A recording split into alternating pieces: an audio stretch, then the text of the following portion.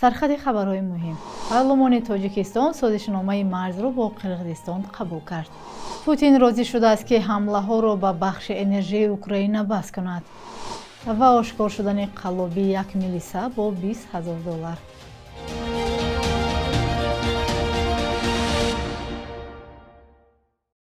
سلام بیننده های عزیز، امیدوارم خوبید. تازه ترین اخبار تاجیکستان و جهان را دوام چند دقیقه بعدی براتون تقدیم میکنیم. امروز چهارشنبه 19 مارت. وکیلان مجلس نمایندگان پالاتای پایانی پارلمان تاجیکستان 18 مارت در روز آخرین کاری 5 ساله خود سازشنامه سرحدی را با قرقیزستان قبول کردند. در این روز دو حجت دیگر درباره بنیاد استفاده راه‌ها و دسترسی به انشاءات آب و انرژی در مرز در کشور هم پذیرفته شد.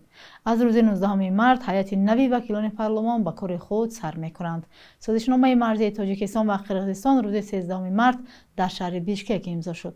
هرچند مقامات قرقیزستان بعضی جزئیات آن را آشکار کردند، جانب تاجیکستان نه در گذشته و نه حالا تفصیلات مذاکرات و سازشنامه را نگفته است. در یک حجت که رادیو زادی دید، سازشنامه مرزی تاجیکستان و قرقیزستان به مهلت است و طبق آن پرواز همه گونه هواپیماهای بی‌سرنشین در قطعه‌های سرحدی منع است. مرزها نیروهای سرحدی از ایستگاه‌ها با استفاده از اسلحه و تکنیک نظامی مقرری حفظ نمایند. تاجیکستان و قرقیزستان با جابجایی تکنیک وزنی حربی قوه‌ها و واسطه‌های علاوه‌ای در منطقه‌های نزدیک سرحدی راه ندهند، گفته شده است در سند. تاجیکستان و قرقیزستان بیش از 1000 کیلومتر سرحد دارند. تقریباً 500 کیلومتر آن در 3 سال اخیر مشخص شده است. ولادیمیر پوتین پرزیدنت روسیه در صحبت با دونالد ترامپ رئیس جمهوری آمریکا راضی شده است که برای 30 روز حمله ها را به بخش انرژی و زیربنیادهای اوکراین بس کند با عنوان قدمی در راه رسیدن به آتش بس کامل. این گفتگوی تلفنی روز 18 مارت زیاد از 90 دقیقه ادامه کرده است. در کرمل و کاخ سفید گفتند که هر دو جانب برای پایان دادن به جنگ در اوکراین و رسیدن به صلح دراز مدت پایبند هستند. کاخ سفید شام سه‌شنبه در بیانیه گفت ترامپ و پوتین موافقت کردند که حرکت برای صلح با قطع حمله‌های روسیه و اوکراین با تأسیسات انرژی و زیرساختارهای یکدیگر آغاز گردد. بر اساس این بیانیه راهبران آمریکا و روسیه همچنین سازش کردند که مذاکرات فنی برای آتش‌بس در بحر سیاه و آتش‌بس کامل صلح دائمی انجام شود. کرمل میگوید رئیس جمهوری روسیه چند نکته مهم را در مورد تامین نظارت بر آتش‌بس احتمالی در تمام خط جنگ، قطع بسیج و مجهز کردن نیروهای مسلح اوکراین بیان داشته است.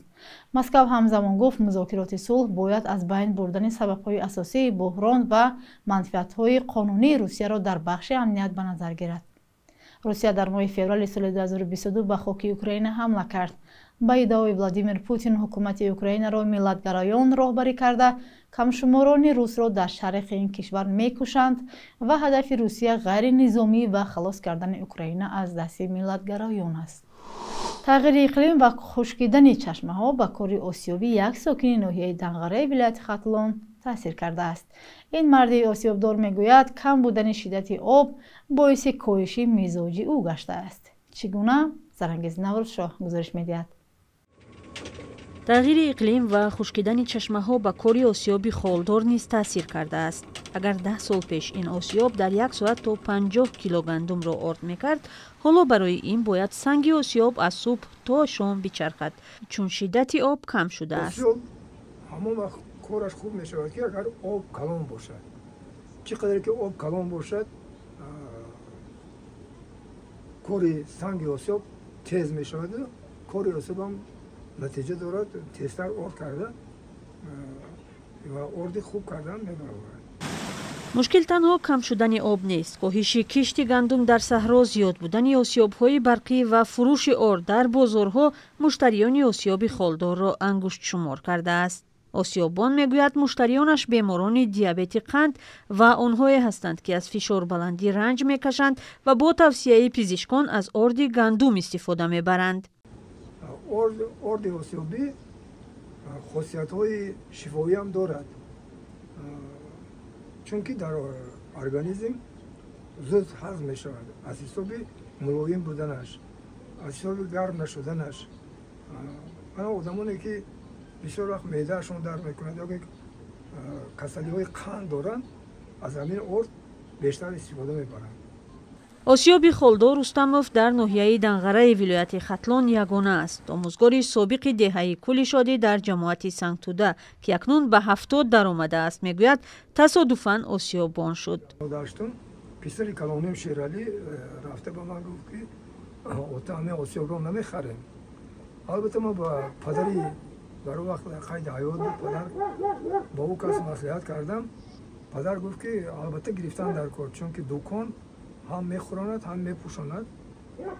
холдор 27 сол пеш ин осиёбро бар ивази 2 тонна гандум ва 1 гови ширдеҳ аз ҳамсояаш гирифтааст. мегӯяд солҳои қаҳтӣ манзураш гуруснагии баъди ҷанги хонагии солҳои 1992-97 ин осиёб мардумро наҷот дод. манам мардуме ки фарз кардем муҳтоҷи як бурида нон будан меомадан мо бе ягон монеа ба онҳо албатта ҳечам ки набоша ягон килограмм орди осиёбӣ медодем то ки рафта ба фарзандонашон нон пухта диҳанд. дар осиёбҳои обӣ 1 кило орди гандум 4-5 сомонӣ фурӯхта мешавад, вале дар ивази орд кардани гандум онҳо на пул балки орд мегиранд. аз 50 кило орд 5 килояшро осиёббон мегирад. ин гуна осиёбҳо дар ҳудуди балҷувон низ фаъоланд. дар ҳукумати ин ноҳия гуфтанд ки ҳудуди 30 осиёби обӣ ба қайд гирифта шудааст, вале осиёбдорҳо мегӯянд ки солҳои ахир тағйири иқлим ва камшавии оби чашмаву рудхонаҳо ба кори онҳо таъсир кардааст. чизе ки осиёбдорҳоро дилгарм мекунад қарори ҳукумат дар бораи ҳунарҳои мардумӣ аст ки 2 сол пеш онҳоро аз пардохти молиёт ё андоз аз даромад озод кардааст. вале бо сард шудани бозори онҳо ва коҳиши об маълум нест сангашон то кай чарх хоҳад зад.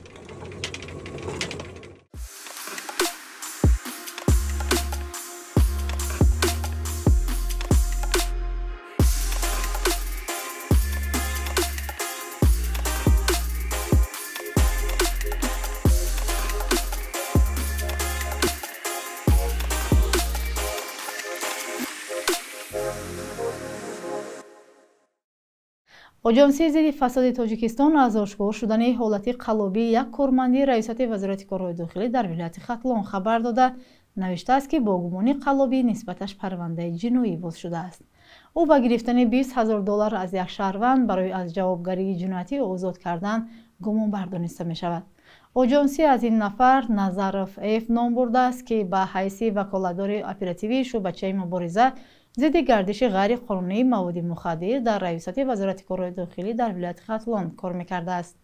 манбаъ гуфтааст Назаров бо истифода аз мақоми хизматӣ бо роҳи фиреб ба боварии як шаҳрванд даромада бо баҳонаи қатъ кардан ва аз ҷавобгарии ҷиноятӣ озод намудани бародараш маблағи умумии $20,000 талаб карда гирифтааст. аммо ба гуфтаи манбаъ баъди гирифтани маблағ ба манфиати шаҳрванд ягон кор анҷом надодааст. дар ҳамин ҳол оҷонсияи зидди фасод нагуфтааст ки Назаров боздошт шудааст ё не. ҳамчунин маълум нест ки худи ӯ дар робита ба ин ҳодиса чӣ назар дорад. мақомот нисбати ӯ бо иттиҳоми қаллобӣ парванда оғоз кардаанд. фасод аз мушкилиҳои асосии Тоҷикистон гуфта мешавад ва солона даҳҳо корманди давлатӣ аз ҷумла кормандони мақомоти ҳифзи ҳуқуқ ва мизи ҳарбӣ бо ҷурми гирифтани пора дастгир мешаванд. бахши як рӯзи таърих аз муҳимтарин таҳввулоти таърихӣ барои имрӯз хабар медиҳад.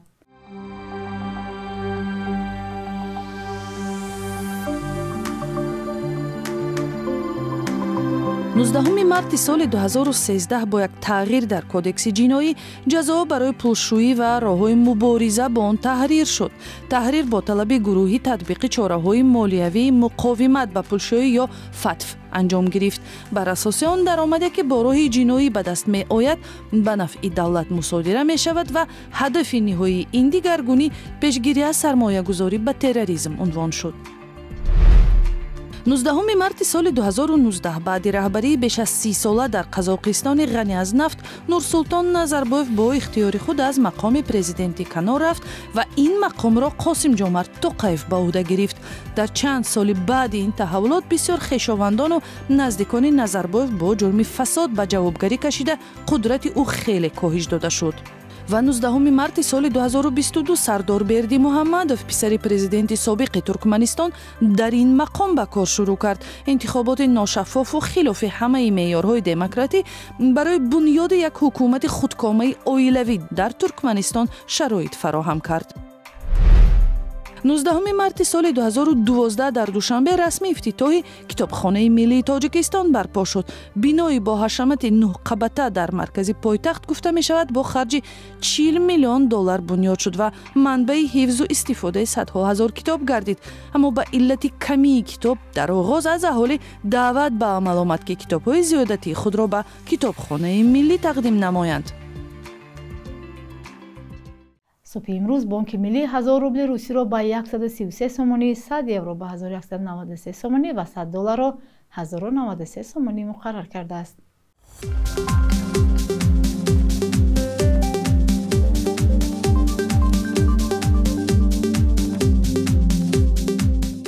بینندگان عزیز، شما ویدیو بامدادی را تماشا کردید. اگر نظر و پیشنهادی دارید برای ما نویسید. تا فردا، خدا نگهدار.